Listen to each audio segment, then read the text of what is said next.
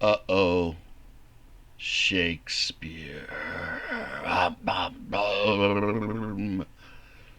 know. Some of you think groovy, and a lot of you are thinking, oh God, not again. It's all kind of how Shakespeare sometimes gets taught. And today I just want to run through a sonnet and maybe make it a little less scary, a little less boring. Okay. Sonnet 18, shall I compare thee to a summer's day? Once here, as we'll see later in Song of Solomon, we're going to get all romantic, right? So we're going to say that the beloved or lusted after person will compare them to all kinds of wonderful things, right? So, shall I compare thee to a summer's day? I think we all got the understanding of this sentence, even though the word thee is in there. All right. Well, am I? Am I going to compare you, schmoopsy poo, to a summer's day? Thou art more lovely and more temperate.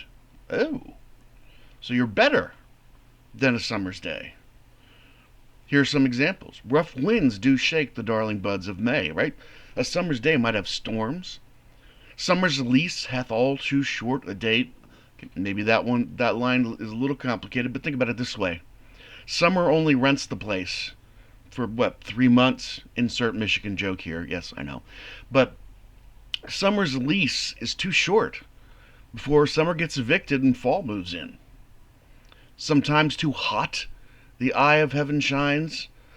We can probably figure out without a whole lot of research what the eye of heaven is supposed to mean, right?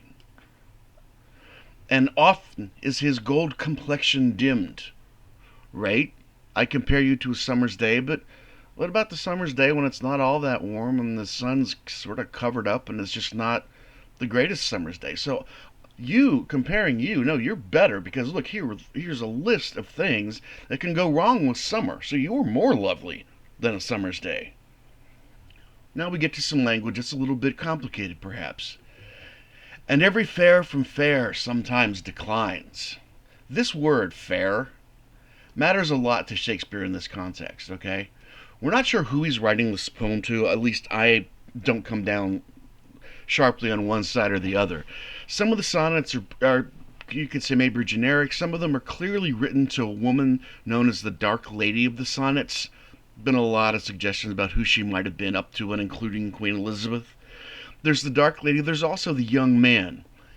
In my research, in my opinion, Shakespeare is pretty clearly bisexual, and he, if not, at least appreciates the youthful sexuality and sensuality of a young man in various poems. And Shakespeare is always thinking about the fact that he's aging. So every fair from fair sometimes declines. Think of fair as beauty, prettiness, hotness. Okay, so every fair, every beautiful person, every beautiful thing sometimes declines away from fair. Sometimes that beauty fades, as Shakespeare wrestles with in many of his poems. What happens? How does our beauty and our fair decline? By chance, something goes wrong, or nature's changing course untrimmed. You can't hold back time.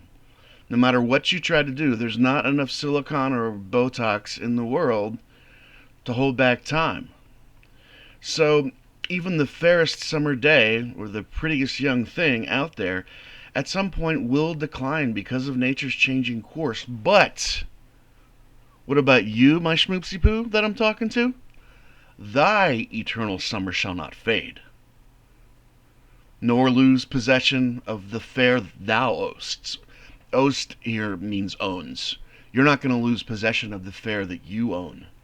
Nor shall death brag thou wanders in his shade. You're not even going to die. When in eternal lines to time thou growst, so long as men can breathe or eyes can see, so long lives this, and this gives life to thee.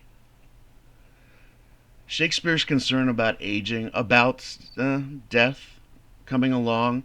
Remember, Shakespeare's writing during a number of times of plague, not to mention just the average everyday reason that people died, and died what we would today consider very young.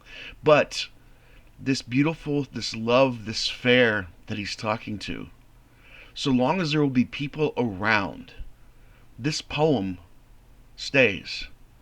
and continues to give life to you. Shakespeare needed to know that his poetry, his work, would outlast him, which it obviously has.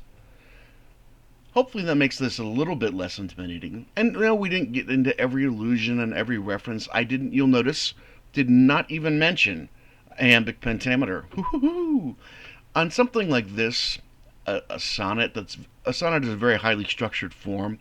The iambic pentameter generally just takes care of itself, in my opinion, as does the rhyming. You know, we have words that rhyme: declines, shines, okay, um, fade, shade, do. So this is a very structured format, and I would say for the most part, we'll get into some iambic pentameter later, but for the most part, when you're dealing with Shakespeare's poetry, just let the flow take you along.